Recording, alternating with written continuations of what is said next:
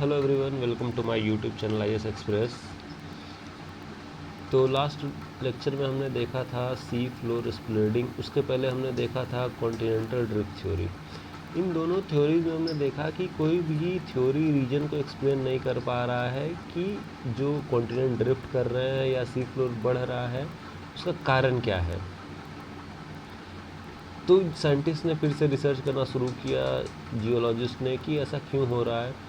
तो उसके बाद प्लेट टेक्टोनिक थ्योरी आया। तो अब समझते हैं कि प्लेट टेक्टोनिक थ्योरी है क्या। प्लेट टेक्टोनिक थ्योरी में क्या है कि ये एक कारण बताता है, कि ये प्रॉपरली एक्सप्लेन करता है कि माउंटेन क्यों फॉर्म हुए, वॉल्केनोज क्यों बने, अर्थक्वेक अगर कहीं आ रहा है तो क्यों आ रहा है, कहीं पे वॉल्केनोज है तो क्यों है, माउंटेन बिल्डिंग का प्रोसेस क्या है, किस तरह से माउंटेन बिल्ड किए।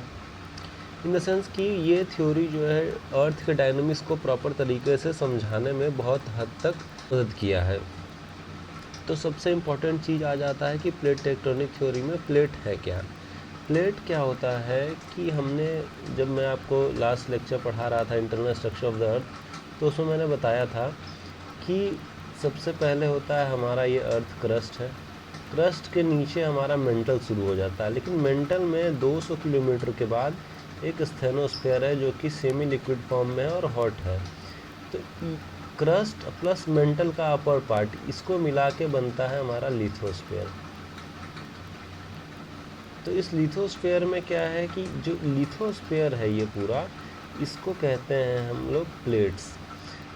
ये बहुत बड़े साइज के होते हैं क्योंकि इसके डिस्टेंस भी, इसका जो विड्थ है वो ज़्यादा होता है, और इरेगुलर शेप में होता है। कोई फिक्स शेप नहीं कि स्क्वायर शेप या ट्रायंगल शेप, रेक्टेंगल शेप में होगा, वो इरेगुलर शेप में होता है। और जनरली क्या चीज़, अब यहाँ पे देखिए, कॉन्टिनेंटल क्रस्ट, ओशियनिक क्रस्ट पाया जाता है। तो इसमें क्या है कि कॉन्टिनेंटल क्रस्ट और ओशियनिक क्रस्ट पाया जाता है। तो ओशियनिक क्रस्ट का जो विड्थ है वो है आपका 15 किलोमीटर, और कॉन्टिनेंटल क्रस्ट का जो कॉन्टिनेंटल लिथोस्फीयर का विड्थ है वो है 200 किलोमीटर। ये आपको ध्यान रखना है। अब एक चीज़ आता है यहाँ पे कि प्लेट, तो हम समझिए कि प्लेट क्या है। अब टेक्टोनिक की बात आती है। टेक्टोनिक क्या है? टेक्टोनिक क्या है कि टेक्टोनिक मीन्स होता है मूवमेंट, कि प्लेट कैसे मूव कर रहे हैं, इस चीज़ों को ये बता रहा है, और उससे क्या क्या इफेक्ट पड़ रहा है।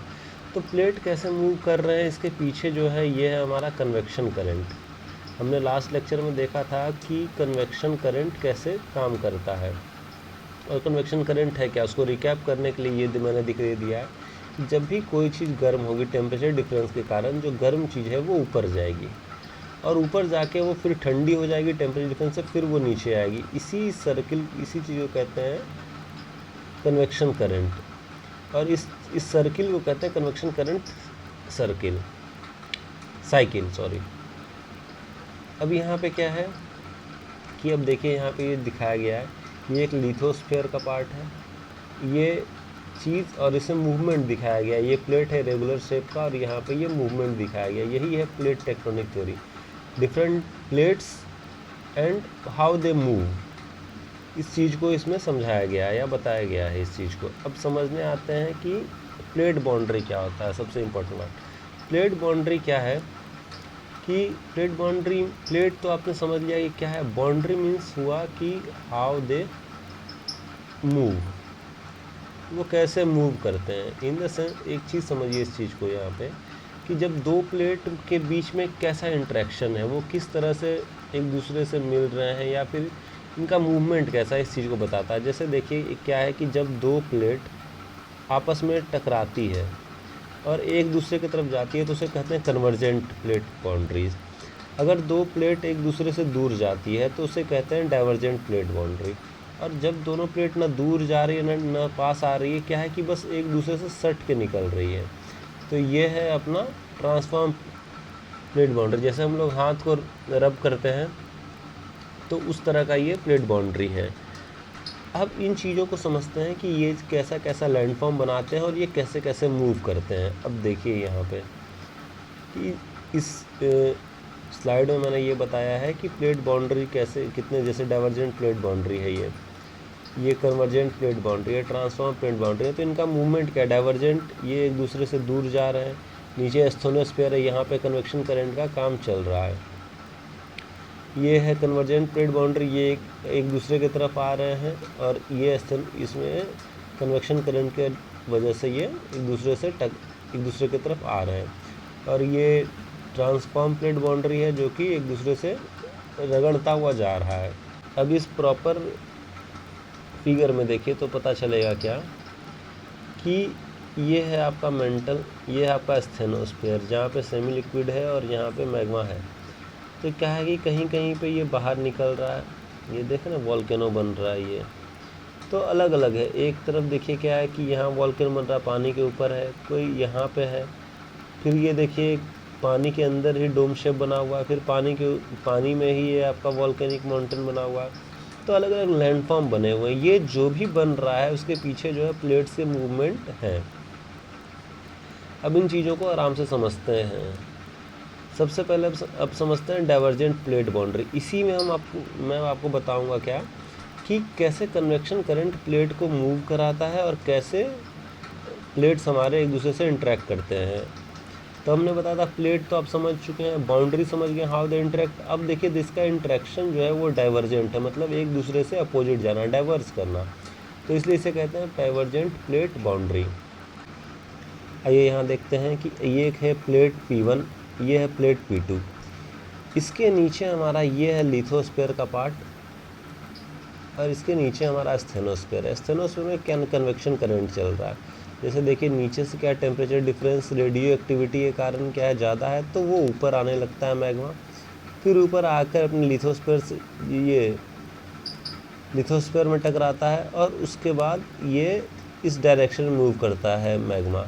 तो क्या है प्लेट पे ये फोर्स डाल रहा है, प्रेशर डाल रहा है इस तरफ मूव करने के लिए। उसी तरह दूसरा कन्वेक्शन करंट है वो नीचे से जा रहा है और ये इस डायरेक्शन में जा रहा है।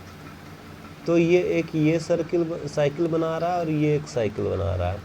दोनों अपोजिट साइडें बना रहे हैं, किस साइड है किस साइड। तो इसके ऊपर जो प्लेट्स हैं, जो प्लेट इसके ऊपर है, ये अपने कन्वेक्शन करंट के जिस साइड का मूवमेंट होगा उस साइड ये जाना शुरू करेंगे।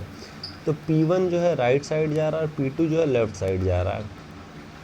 अब जब ये देखिए यहाँ से कन्वेक्शन करंट नीचे से जो ऊपर जा रहा है तो यहाँ टकराएगा, यहाँ टकरा रहा है, तो इसको थोड़ा थोड़ा सा मेल्ट करना शुरू करेगा। ये समझिए ये धीरे धीरे मेल्ट होगा और मेल्ट होते होते तक सरफेस तक आ जाएगा, फिर यहाँ से ये बाहर निकल जाएगा। तो जब ये बाहर निकलेगा तो क्या बनेगा, वॉल्केनो बनेगा, मैग्मा बाहर आएगा। तो क्या है कि आप देखेंगे कि जब दो प्लेट एक दूसरे की तरफ जा रही हैं, बीच में कटता जा रहा है, तो ये प्रेशर भी ज़्यादा लगाएगा और कटता भी जल जाएगा, तो ये ऊपर आ जाएगा।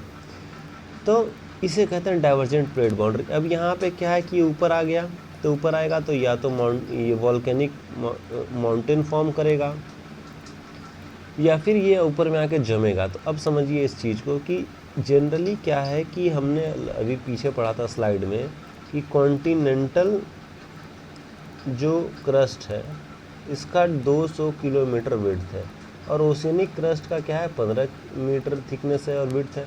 तो ओशियनिक क्रस्ट को ये आराम से जल्दी ही ये काट कर ऊपर आ जाएगा, क्योंकि अगर कॉन्टिनेंटल क्रस्ट को काटेगा, ऐसा नहीं कि वहाँ नहीं आएगा, वहाँ भी आ सकता है, लेकिन उससे बहुत टाइम लगेगा।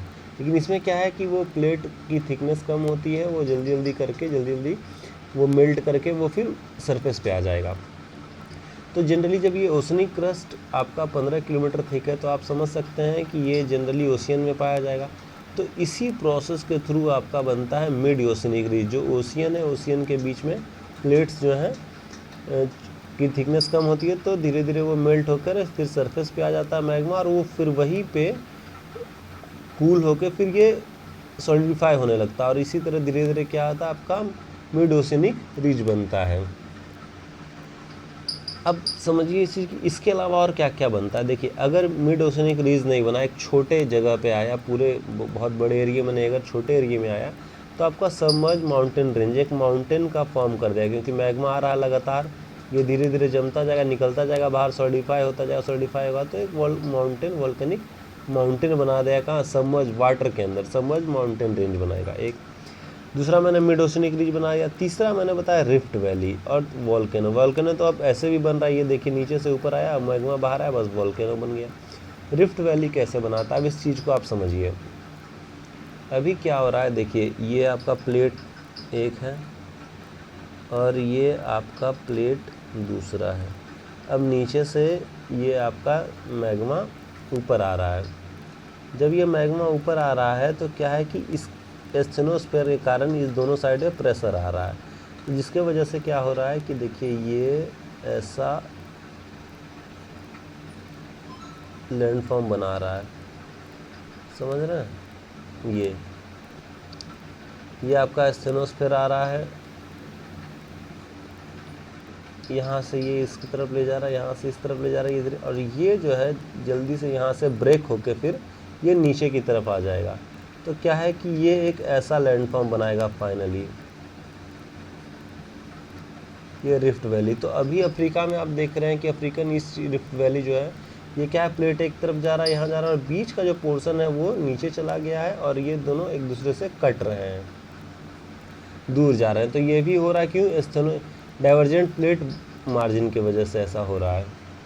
अब उसके बाद आता है अपना एक चीज़ यहाँ पे, इस चीज़ अच्छा मैंने बता दिया, फिगर बना दिया, वैसे इस चीज़ को आप यहाँ पे दिया हुआ ही देखिए कि क्या है, एस्थेनोस्फीयर क्या है, डायरेक्शन इसका यहाँ है, तो लिथोस्फीयर इस साइड मूव कर रहा है, इस साइड मूव कर रहा है, बीच में क्या हो रहा है, ये दरार पड़ते जा रही है। एक तो नीचे से भी मेल्ट हो रहा है और ऊपर से भी जब प्लेट में प्रेशर पड़ रहा है, मूवमेंट हो रहा है, तो ये धीरे धीरे दरार पड़ती जा रही है और यही रिफ्ट वैली बना रहा है।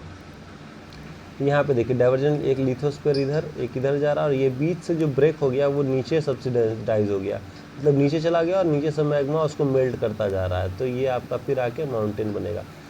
अब ये दोनों फिर अलग अलग हो जाएंगे, यहाँ से जब ये पूरा मेल्ट हो जाएगा तो ये फिर अलग, ये फिर अलग, और ये इसके बीच में, दोनों प्लेट के बीच में डिस्टेंस बढ़ता रहेगा और मैग्मा आकर वहाँ जमता रहेगा।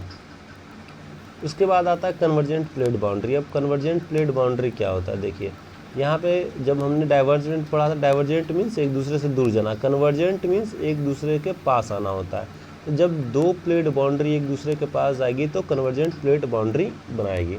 अब आप आसानी से समझ सकते हैं कि इसके नीचे एस्थेनोस्फीयर में जो मैग्मा का कन्वेक्शन करंट का साइकिल बन रहा है वो एक दूसरे के तरफ बन रहा होगा, प्लेट को एक दूसरे के तरफ लेकर जा रहा होगा।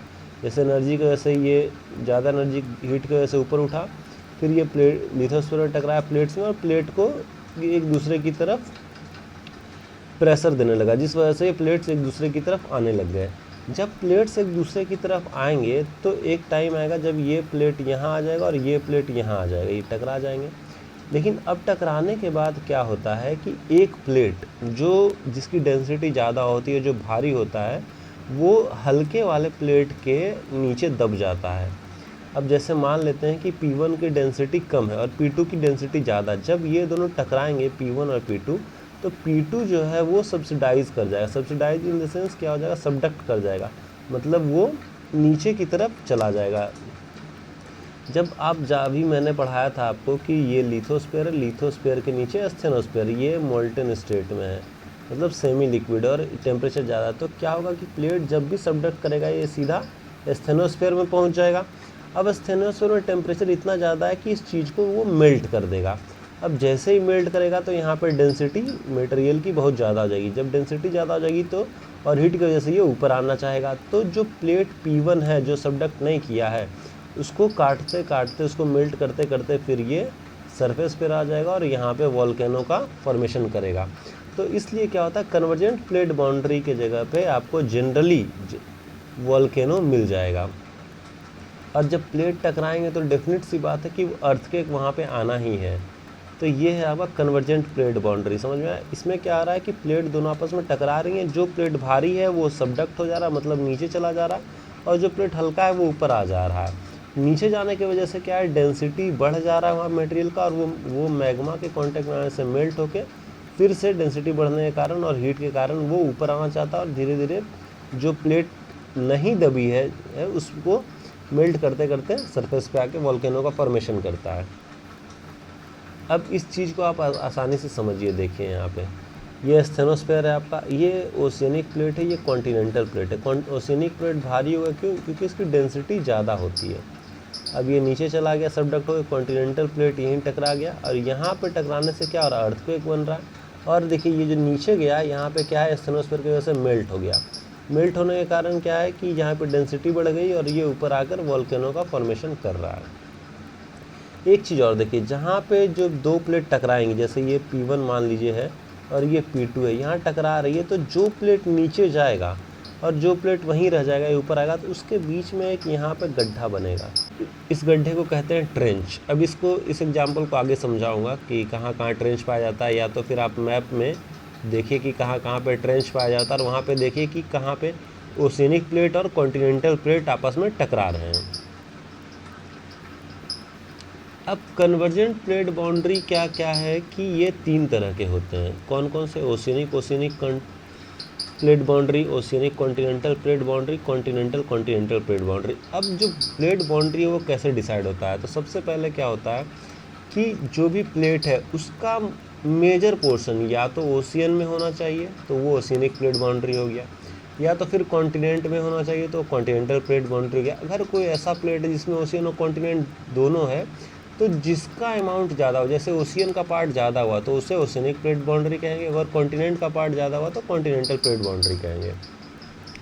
अब एक चीज़ को यहाँ देखिए, ओशियनिक प्लेट बाउंड्री, इसका मतलब क्या है कि दोनों प्लेट बाउंड्री जो होंगी वो ओशियनिक क्रस्ट होंगी, दोनों पानी में होगा, कॉन्टिनेंट ओशियन के नीचे पाया जाएगा। तो जब दोनों ओशियन के नीचे पाएगा, जब दोनों टकराएंगी, तो इसमें से जो हैवियर होगा वो सबडक्ट कर जाएगा, जो लाइटर होगा वो उसी जगह पे रह जाएगा या थोड़ा सा ऊपर आएगा। फिर सेम प्रोसेस, ये यहाँ पे निकल के डेंसिटी बढ़ेगी और यहाँ पे वॉल्केनो का फॉर्मेशन आएगा। ओशियनिक कॉन्टिनेंटल में क्या होता है कि आपको साफ साफ पता है कि कॉन्टिनेंटल जो है हल्का है, ओशियनिक जो है भारी होता है, डेंसिटी ज़्यादा होती है इसकी। तो ओशियनिक क्रस्ट क्या हो गया कि नीचे सबडक्ट कर जाएगा, कॉन्टिनेंटल क्रस्ट वहीं रह जाएगा या फिर ऊपर आ जाएगा। तो अब यहाँ पे क्या है, फिर सेम प्रोसेस, यहाँ पे वॉल्केनो बनेगा डेंसिटी वजह से, लेकिन एक ओशियन है और एक कॉन्टिनेंट है। तो देखिए, ओशियन का तो आप पहले से जान रहे हैं कि विड्थ, जो उसकी विड्थ है वो कम है डेप्थ, और कॉन्टिनेंट की डेप्थ ज़्यादा है, और ये सबडक्ट करेगा तो एक यहाँ पे बहुत गहरा बनाता है, तो उससे कहते हैं हम लोग ट्रेंच। तो वो जो ट्रेंच है वो ओशियनिक क्रस्ट और ओशियनिक प्लेट और कॉन्टिनेंटल प्लेट के टकराने से ही बनेगा, ओशियनिक से नहीं बनेगा वो, वहाँ पे ट्रेंच का फॉर्मेशन होगा। दूसरा आता है कॉन्टिनेंटल प्लेट्स। इसमें क्या हो रहा है कि दोनों प्लेट जो है कॉन्टिनेंट है, तो जो इसमें हैवियर होगा वो नीचे जाएगा, जो लाइटर होगा उसी जगह पे रहेगा या फिर ऊपर आ जाएगा। लेकिन अब सबसे बड़ी बात क्या हो जाती है कि कॉन्टिनेंट जब भी कॉन्टिनेंटल प्लेट जब भी टकराएंगे तो फोल्ड माउंटेन का फॉर्मेशन होगा। जैसे आप हिमालय को देखिए, इंडियन प्लेट क्या है, कॉन्टिनेंटल प्लेट है, यूरेशियन प्लेट भी कॉन्टिनेंटल प्लेट है, तो जब दोनों टकराए वहाँ पे फोल्ड माउंटेन है, और यहाँ पे वॉल्केनो नहीं होगा, क्योंकि जो स्टेनोस्फेयर में अगर एक कॉन्टिनेंटल क्रस्ट जाता है तो आप समझिए कि ये कितना बड़ा डिस्टेंस है, 200 किलोमीटर का विड्थ है। तो आप इसको जाने में बहुत टाइम लगेगा, इस वजह से यहाँ पे वॉल्केनिक इरप्शन नहीं पाया जाता। अर्थक्वेक ज़्यादा पाया जाएगा क्योंकि दोनों कॉन्टिनेंट टकरा रहे हैं, वॉल्केनो है नहीं, यहाँ पे फोल्ड माउंटेन ज़्यादा पाए जाते हैं। तो आप एक चीज़ समझिए, यहाँ पे ओशियनिक क्रस्ट में क्या है, वॉल्केनिक माउंटेन्स पाए जाएंगे, ओशियनिक कॉन्टिनेंटल में क्या है, ट्रेंच पाए जाएंगे, और कॉन्टिनेंटल में क्या, फोल्ड माउंटेन पाए जाएंगे। यहाँ पे और फोल्ड माउंटेन में वॉल्केनिक एक्टिविटी नहीं होगी। अब आपको करना क्या है, अब आप देखिए यहाँ पे, ये मैंने वर्ल्ड मैप खुद से बनाया है अपने हाथों से। इसमें आपको क्या करना है कि इस वर्ल्ड मैप में आपको ये चीज़ देखना है कि कहाँ पे कॉन्टिनेंटल कौन सा, एक तो पहले इसमें से मैप है, कौन सा इसमें से प्लेट्स है, इसको मैप करना है। दूसरी बात आपको देखना है कि कहाँ कहाँ पे अर्थक्वेक ज़्यादा आता है और कहाँ कहाँ पे वॉल्केनो कम है और कहाँ कहाँ पे रिफ्ट वैली है। इन चीज़ों को जब आप मैप करने के बाद आपको देखना है कि जहाँ जहाँ पे वॉल्केनोज है, जहाँ जहाँ पे फोल्ड माउंटेन है, जहाँ जहाँ पे अर्थक्वेक जोन है, वहाँ पे क्या कोई प्लेट है। तब आपको ये चीज़ प्रॉपरली क्लियर हो जाएगी कि कन्वर्जेंट प्लेट बाउंड्री है तो वहाँ पे फोल्ड माउंटेन बन रहा है, या फिर कहीं पे ट्रेंच बन रहा है तो वहाँ पे कौन सी प्लेट बाउंड्री और किस तरह की प्लेट्स हैं। जैसे आप जाएंगे जापान के पास, तो जापान के पास पैसिफिक प्लेट बाउंड्री है और यूरेशियन प्लेट बाउंड्री है। तो क्या है, कॉन्टिनेंटल और ओशियनिक प्लेट बाउंड्री टकरा रही है तो वहाँ पे एक ट्रेंच है, मरियाना ट्रेंच वहाँ पे पाया जाता है। ये चीज़ है, तो आपको इसमें मैप करना है और आपको पता करना है इन चीज़ों को। उसके बाद मैंने एक आपको ये है कि प्लेट्स मैंने यहाँ पे बता दिए हैं कि कौन प्लेट्स का मैप दे दिया है कि कौन कौन से प्लेट कहाँ कहाँ पर हैं। जैसे देखिए कन्वर्जेंट प्लेट है तो इंडिया के पास आप देखेंगे कि ऊपर में हिमालय जहाँ है वहाँ पे कन्वर्जेंट प्लेट बाउंड्री है। उसके बाद नीचे देखिए ये जो आपका इंडोनेशिया है, आपका पैसिफिक वाला है, यहाँ पे जनरली कन्वर्जेंट प्लेट बाउंड्री है।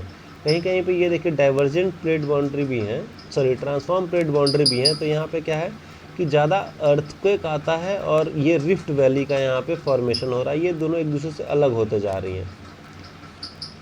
तो इन चीज़ों का आपको गौर करना है, कहाँ पे ये कन्वर्जेंट प्लेट बाउंड्री है, कहाँ पे डाइवर्जेंट प्लेट बाउंड्री है, कहाँ पे ट्रांसफॉर्म है। देखिए ये एग्जाम में नहीं आएगा, जनरली एग्जाम में क्या आएगा कि कौन कौन से प्लेट, जैसे यूरेशियन प्लेट, अफ्रीकन प्लेट, ये आएगा। और आपको क्या आएगा कि जो आपका जोन्स है जहाँ पे अर्थक्वेक आ रहे हैं, जहाँ पे आपका ट्रेंच फॉर्म हो रहा है, तो वो कौन सा प्लेट बाउंड्री है, वो थोड़ा सा इंपॉर्टेंट को जान लेना है आपको बस।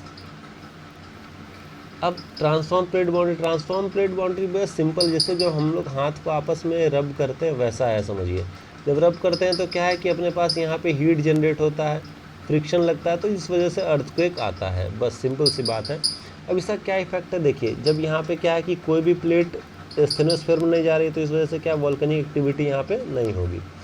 अब आप देखेंगे तो यह नॉर्थ अमेरिका का पार्ट है, यहाँ पे सेंट एंड्रियाज फॉल्ट है। यहाँ पे क्या है, ये आपका जो है, ये देखिए ये पोर्शन जो आपका यहाँ पे ट्रांसफॉर्म प्लेट बाउंड्री है।